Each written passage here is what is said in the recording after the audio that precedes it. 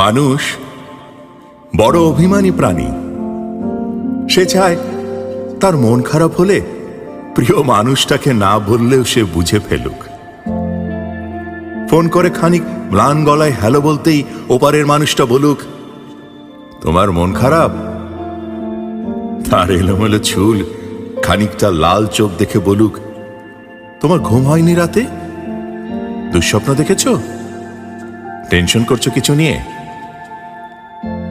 সে চায় মানুষটা বুঝুক কখন শক্ত করে বুকের সাথে চেপে ধরতে হয়, চোখের সামনে আলতো করে হাত ছুঁয়ে বন্ধ করে দিতে হয় চোখের পাতা। সে চায় মানুষটা বুঝুক কখন হাতের মুঠোয় হাত রাখতে হয়, ফিসফিসিয়ে বলতে হয়, আমি তো আছি, তবে মন খারাপ কেন? সে চায় মাঝরাত্রি সে টের পাক পাশের মানুষটা তার মাথার নিচে সরে যাওয়া বালিশটা ঠিক করে দিচ্ছে। শেষ রাতে যখন খানিক হিম নামে তখন জড়িয়ে দিচ্ছে ওম ছাদরে।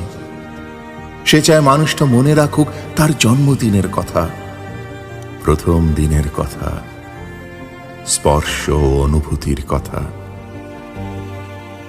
সে চায় তাকে ছুঁয়ে দেখতে গিয়ে কেউ মিথ্যে মিথ্যে অজুহাত বানাক, কেউ কপাল ছুঁয়ে বলুক, দেখি দেখি তোমার জ্বর নয় তো।